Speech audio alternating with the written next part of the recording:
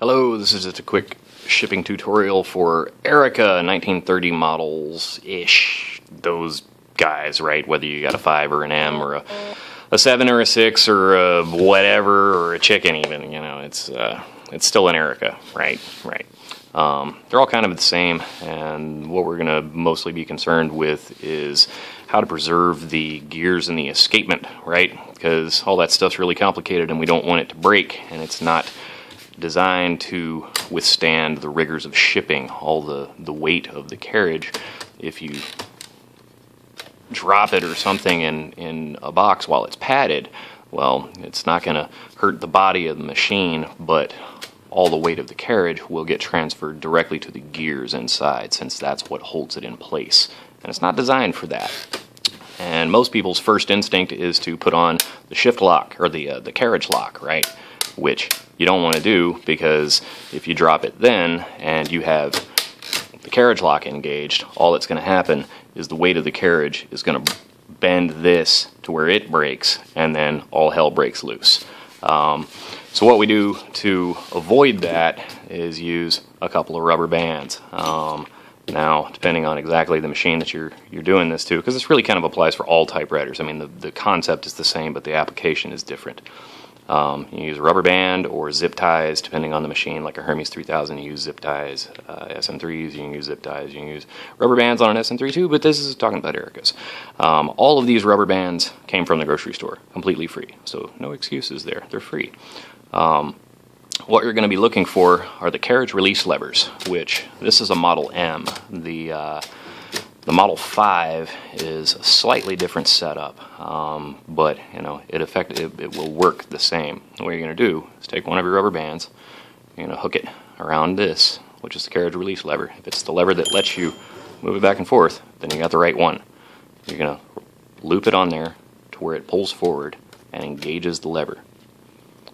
And then you're going to go around the knob and then back up onto the lever. Now you'll notice that without me holding the lever with my hand, the carriage is free to move, right? If your particular machine has another carriage release lever on the other side, you want to repeat the process just to make sure, because what if your rubber band breaks in transit? You don't want that to happen. The left side is a little trickier since you have the return lever in the way, but it's just as readily possible. So that's making doubly sure that that's going to stay in place. So now the quandary is you're stuck with this machine that the carriage just wants to go to the left. And this is where plain old kitchen cling wrap comes into play. If the machine can readily be removed from the base plate, then go ahead and pop it off of there. If your machine, like mine, is semi-permanently attached, then you can do it with the base plate on. You take your kitchen cling wrap and start off, you know, you can roll it around one of the rollers or something, just anything to give it a firm base to get started. And begin by holding this in place with your hands, but wrap the entire back half of the machine vertically, so you're going around this way on the back of the machine, right? Mostly just around the carriage itself to keep this in place inside the case. You want to make sure not to put too much around the return lever, because that can bend it down. And it's also a good idea to take some rolled up newspaper, especially on an Erika.